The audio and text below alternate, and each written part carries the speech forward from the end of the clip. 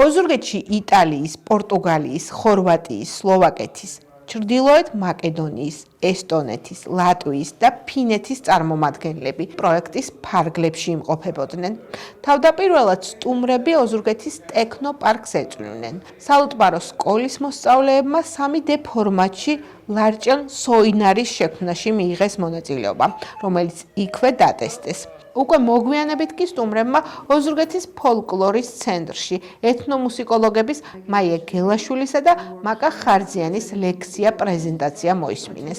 პარტნიორული თანამშრომლობა ზრდასრულთა განათლებაში უზრუნველყოფს ფართო ქსელის შექმნას, რომელშიც ევროპის არამატერიალური კულტურული მემკვიდრეობის განსაკუთრებული ნაწილია გაერთიანებული. მიზანი მისი განხორციელებისა კი იუნესკოს მიერ აღიარებული ღირებულებების პოპულარიზაცია. ფოლკლორის ცენტრისა და ერაზმუს პლუსის პროექტის იუნესკოს კულტურული სივრცის ქსელის ციფრული განზომილება პარტნიორია Digital Age.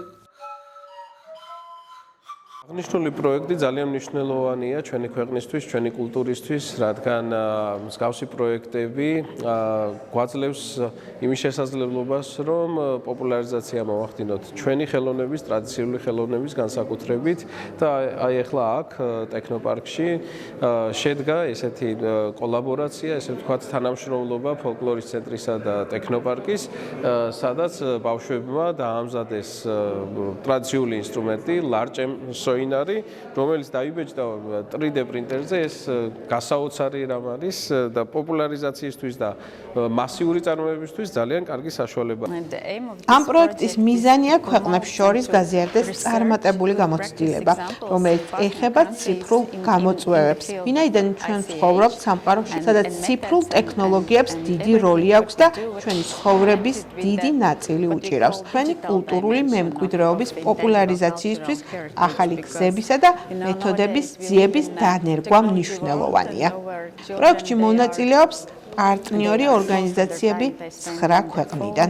პროექტის მნიშვნელობა ის გახლავთ, რომ კულტურული მემკვიდრეობა იყოს შენარჩუნებული ციფრულ ფორმატში, იყოს ხელმისაწვდომი პირველ რიგში ყველასათვის და ამაში ჩაერთოს როგორც უფროსი თაობის, ისევე ახალგაზრდები ამ პროექტის ფარგლებში უცხოელი სტუმრები გაეცნენ ასევე საალტბარო სკოლის ნამუშევარს. თანამშრომლობენ ისინი ინოვაციებისა და ახალი ტექნოლოგიების ცენტრთან, მათ 3D ფორმატში შექმნეს, ციფრულ ფორმატში შექმნეს უძველესი საკრავი სოინარი, შემდეგ აღადგინეს ის და აახმოვანეს კიდეც. ასე რომ ეს პროექტი უღრესად მნიშვნელოვანია ამ გამოცდილების გაზიარებისა და შემდგომ გათვალისწინებისათვის ამ ყველაფრის დიგიტალურ ფორმატში.